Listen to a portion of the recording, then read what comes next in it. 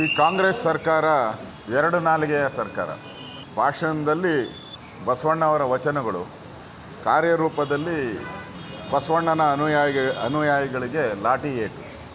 ಒಂದು ಕಡೆ ಬಸವಣ್ಣನ ವಚನ ಹೇಳ್ತಾರೆ, ಇನ್ನೊಂದು ಕಡೆ ಲಾಠಿ ತಗೊಂಡು ಲಿಂಗಾಯತರನ್ನು ಹೊಡೆಯುವಂಥ ಹೀನ ಕಾರ್ಯವನ್ನು ಮಾಡಿದ್ದಾರೆ. ಇದು ನಾವು ಪ್ರಜಾಪ್ರಭುತ್ವದಲ್ಲಿದ್ದಿರೋ ಈ ರಾಜ್ಯದಲ್ಲಿ ಮತ್ತೊಂದು ಸರಿ 75ನೇ ಇಸ್ವಿಯಲ್ಲಿ ಏನು ತಂದಿದ್ದರು ಎಮರ್ಜೆನ್ಸಿ, ಆ ಎಮರ್ಜೆನ್ಸಿಯಲ್ಲಿ ಇದ್ದಿರೋ ಅರ್ಥ ಆಗ್ತಾಯಿಲ್ಲ. ಹಿಂದೆ ನಮ್ಮ ಸರ್ಕಾರ ಇದ್ದಾಗೂ ಈ ಲಿಂಗಾಯತ ಹೋರಾಟ ರಿಸರ್ವೇಷನ್ಗೋಸ್ಕರ ನಡೆದಿತ್ತು. ನಾವು ಒಂದು ದಿನವೂ ಅವ್ರನ್ನ ತಡೆದಿಲ್ಲ. ಇದಕ್ಕಿಂತ ಜಾಸ್ತಿ ಜನ ಬಂದಿದ್ದರು. ಆಗ ಇದ್ರ 4 ಪಟ್ಟು ಜನ ಬಂದಿದ್ದರು. ಒಂದು ಸಣ್ಣ ಗಲಾಟೆನೂ ಆಗದಂಗೆ ಸರ್ಕಾರ ಕ್ರಮ ತೆಗೆದುಕೊಂಡಿತ್ತು. ಅವರ ಮನವಿಗೆ ನಾವು ಸ್ಪಂದಿಸಿ ಅವ್ರಿಗೆ ರಿಸರ್ವೇಷನ್ ಏನು ಕೊಡಬೇಕಾಗಿತ್ತು ಅದನ್ನು ಕೂಡ ನಾವು ಕೊಟ್ಟಿದ್ದೀರಿ. ಆದರೆ ಈ ಸರ್ಕಾರ ಏಕಾಏಕಿ ದಾಂಧಲೆಗಳನ್ನು, ಈ ಸರ್ಕಾರನೇ ದಾಂಧಲೆ ಕ್ರಿಯೇಟ್ ಮಾಡಿರೋದು, ಗಲಾಟೆ ಕ್ಲಿಯರ್ ಮಾಡಿರೋದು ಮಾಡಿ ಅಮಾಯಕ ಲಿಂಗಾಯತ ಸಮುದಾಯದ ಕಾರ್ಯಕರ್ತರ ಮೇಲೆ ಹೀನಾಯವಾಗಿ ಹೊಡೆದು, ಲಾಠಿ ಏಟಿಂದ ಹೊಡೆದು ಅವ್ರ ಐಸಿಯುನಲ್ಲಿ ಅಡ್ಮಿಟ್ ಆಗೋ ರೀತಿ ಮಾಡಿದ್ದಾರೆ ಅಂತಂದರೆ ಇದು ಅಕ್ಷಮ್ಯ ಅಪರಾಧ. ಈಗಾಗಲೇ ಸ್ವಾಮೀಜಿಯವರು ಹೇಳಿದ್ದಾರೆ, ಇದುವರೆಗೂ ಯಾವ ಮುಖ್ಯಮಂತ್ರಿನೂ ಕೂಡ ಲಿಂಗಾಯತರ ಮೇಲೆ ಕೈ ಎತ್ತಿಲ್ಲ. ಮೊದಲ ಬಾರಿ ಸಿದ್ದರಾಮಯ್ಯನವರು ಎತ್ತಿದ್ದಾರೆ. ನಾವು ಇದಕ್ಕೆ ಸರಿಯಾದ ಉತ್ತರವನ್ನು ಕೊಡ್ತೀರಿ ಅಂತ ಹೇಳಿದ್ದಾರೆ.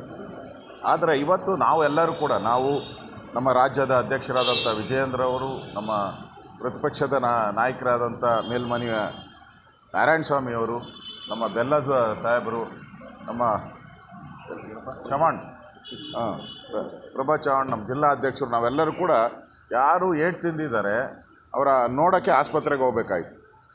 ಮಾಧ್ಯಮಕ್ಕೂ ನಾವು ಈಗಾಗಲೇ ಮೆಸೇಜನ್ನು ಹಾಕಿದ್ದೀವಿ. ನೋಡಿದ್ರೆ ಏಕಾಏಕಿ ಅವ್ರನ್ನೆಲ್ಲ ಶಿಫ್ಟ್ ಮಾಡಿಬಿಟ್ಟಿದ್ದಾರೆ. ಎಲ್ಲಿಗೆ ಶಿಫ್ಟ್ ಮಾಡಿದ್ದಾರೆ, ಯಾವ ಕಡೆ ತಗೊಂಡೋಗಿದ್ದಾರೆ ಅದು ಗೊತ್ತಾಗ್ತಾ ಇಲ್ಲ. ನಾವು ಅಂದರೆ ಈ ಸರ್ಕಾರ ಏಟು ತಿಂದಿರೋಂಥ, ಲಾಠಿ ಏಟು ತಿಂದು ರಕ್ತ ಸ್ತರವಾಗಿರೋಂಥ ಅವ್ರು ನೋಡೋಕ್ಕೂ ಅವಕಾಶ ಮಾಡಿಕೊಡ್ತಾಯಿಲ್ಲ. ಇದೊಂಥರ ಹಿಟ್ಲರ್ ರೀತಿಯಾದಂಥ ವರ್ತನೆಯನ್ನು ಈಗಲೇ ಮಾಡ್ತಾಯಿದ್ದಾರೆ. ಒಂದು ಕಡೆ ಅಧಿವೇಶನ 10 ದಿನ ನಡೆಸ್ತೀನಿ ಅಂದರು. ಈ ಅಧಿವೇಶನ 10 ದಿನ ನಡೆಸ್ತೀನಿ ಅಂದರು. ಇನ್ನು ಅಧಿವೇಶನ ಬರ್ತಾ ಇದ್ದಂಗೆ 1 ದಿನ ಕಟ್ ಮಾಡಿಬಿಟ್ಟು ಕನ್ನಡ ಸಾಹಿತ್ಯ ಸಮ್ಮೇಳನ. ನಾವು ಸಾಹಿತ್ಯ ಸಮ್ಮೇಳನ ಬೇಕು, ಅದು ಪ್ರಶ್ನೆನೇ ಇಲ್ಲ. ಅದಾದಮೇಲೆ ಬಸವಣ್ಣನವರ ಒಂದು ಪುತ್ಥಳಿ, ಇದು ವರ್ಣಚಿತ್ರ, ಅದಕ್ಕೆ 1 ದಿನ ಮಾಡಿದ್ರು. ನಮ್ಮದೇನು ಅಭ್ಯಂತರ ಇಲ್ಲ, ನಾವು ಕೂಡ ಮಾತಾಡಿದ್ದೀರಿ ಅದ್ರ ಬಗ್ಗೆ. ಅಚಾನಕ್ಕಾಗಿ ಎಸ್ ಎಂ ಕೃಷ್ಣ ಅವರು ತೀರೋದ್ರು, ಅದು ಕೂಡ 2 ದಿನ ಆಯಿತು. ನಾನು ಹೇಳೋದು, ಸರ್ಕಾರ ಅವ್ರ ಮನಸ್ಥಿತಿ ಇದ್ದಿದ್ದರೆ ಇನ್ನೊಂದು ವಾರ ಎಕ್ಸ್ಟೆಂಡ್ ಮಾಡಬೇಕಾಯ್ತು. ಇನ್ನೊಂದು ವಾರ ಎಕ್ಸ್ಟೆಂಡ್ ಮಾಡಿದರೆ ನಮ್ಮ ವಿಚಾರಗಳೇನಿದೆ, ವಕ್ಫ್ ಬೋರ್ಡ್ ಇರ್ಬೋದು, ಅಬಕಾರಿ ಇಲಾಖೆಯಲ್ಲಿ 700 ಕೋಟಿ ನುಂಗಿರೋ ಅಂಥದ್ದು ಇರ್ಬೋದು, ಬಾಣಂತಿಯರ ಸಾವು, ಮಕ್ಕಳ ಸಾವು, ರೇಷನ್ ಕಾರ್ಡ್ ಅವಾಂತರ, ಈ ಥರದ ಪಂಚಮಶಾಲಿ ಲಿಂಗಾಯತ ಹೋರಾಟ, ಇವೆಲ್ಲವೂ ಕೂಡ ಚರ್ಚೆ ಆಗಬೇಕಾಯ್ತು. ಅಧಿವೇಶನ ಇರೋದೇ ಚರ್ಚೆ ಮಾಡೋಕ್ಕೆ. ಪ್ರಜಾಪ್ರಭುತ್ವದಲ್ಲಿ ಅಧಿವೇಶನದಲ್ಲಿ ವಿರೋಧ ಪಕ್ಷಕ್ಕೆ ಮಾನ್ಯತೆ ಇರ್ತದೆ, ಅಲ್ಲಿ ಚರ್ಚೆ ಮಾಡೋಕ್ಕೆ ಅವಕಾಶ ಕೊಡಬೇಕು. ಅದನ್ನು ಕಟ್ ಮಾಡಾಕ್ಬಿಟ್ಟಿದ್ದಾರೆ, ಎಲ್ಲರೂ ಕಟ್ ಮಾಡೋಕ್ಕೆ.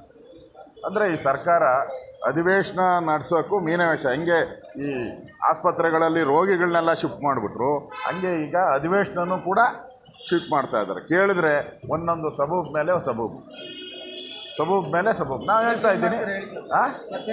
ನಾವು ಇವತ್ತು ಈ ಒಂದು ಲಿಂಗಾಯತ ಕಾರ್ಯಕರ್ತರ ಮೇಲೆ ಹೊಡೆದಿರೋ ಅಂಥದ್ದು ಅಕ್ಷಮ್ಯ ಅಪರಾಧ. ಈಗಾಗಲೇ 0ವರೆಗೆ ಕೊಟ್ಟಿದ್ದೀರಿ, ಇದನ್ನು 0ವರೆಗೆ ತೊಗೊಂಡು ಹೋರಾಟವನ್ನು ನಾವು ಪ್ರಾರಂಭ ಮಾಡ್ತೀರಿ. ಇದೊಂದು ತೊಗಲಕ್ ಸರ್ಕಾರ ಅಂತೇಳಿ ನಮ್ಮ ಹೋರಾಟವನ್ನು ಶುರು ಮಾಡ್ತೀರಿ. ಅಂಬೇಡ್ಕರ್ ಸ್ಟ್ಯಾಚ್ಯೂ ಹತ್ರ 10 ಕಾಲಿಗೆ ನಮ್ಮ ಹೋರಾಟ ಇದೆ. ಅಲ್ಲಿ ಹೋರಾಟ ಮಾಡಿ ವಿಧಾನಸಭೆ ಒಳಗಡೆ ಹೋಗಿ, ವಿಧಾನಸಭೆ ಒಳಗಡೆನೂ ಈ ದೌರ್ಜನ್ಯ, ಈ ಲಾಠಿ ಪ್ರಹಾರ ಮಾಡಿರೋದಂಥದ್ದು, ಇದರ ವಿರುದ್ಧ ನಾವು ಮಾಡ್ತೀರಿ. ಈಗಾಗಲೇ ಲಿಂಗಾಯತ ಸಮುದಾಯ ಇಡೀ ರಾಜ್ಯಾದ್ಯಂತ ರಸ್ತೆ ತಡೆ ಚಳವಳಿ ಮಾಡ್ತಾಯಿದ್ದಾರೆ. ಎಲ್ಲ ಕಡೆ ಟ್ರಾಫಿಕ್ ಜಾಮ್, ಎಲ್ಲ ಕಡೆ ಇಡೀ ರಾಜ್ಯದಲ್ಲಿ. ಅಂದರೆ ನೀವು ಸಣ್ಣ ಅಪರಾಧಕ್ಕೋಸ್ಕರ, ನೀವು ಮಾಡಿದಂಥ ಅಪರಾಧಕ್ಕೋಸ್ಕರ ಕಂಟ್ರೋಲ್ ಮಾಡ್ಬೋದಾಯಿತು.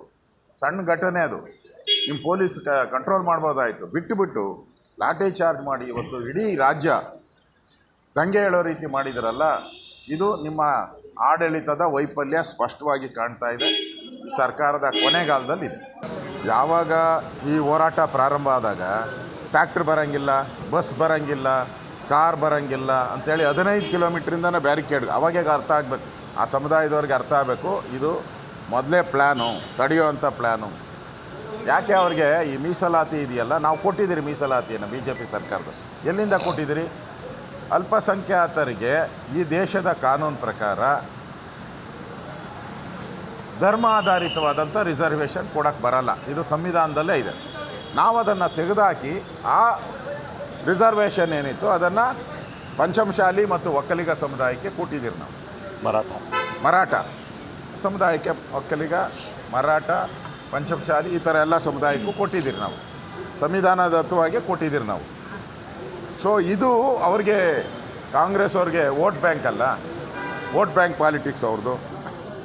ಆ ವೋಟ್ ಬ್ಯಾಂಕ್ ಪಾಲಿಟಿಕ್ಸ್ಗಿಂತ ಅವ್ರನ್ನ ಪ್ರೈಸ್ ಮಾಡೋಕ್ಕೋಸ್ಕರ, ಅವ್ರಿಗೆ ಸಿಂಪತಿ ತೋರಿಸೋ ಮುಖಾಂತರ ಈ ರಿಸರ್ವೇಷನ್ನ ತಡೆ ಹಿಡಿದಿದ್ದಾರೆ.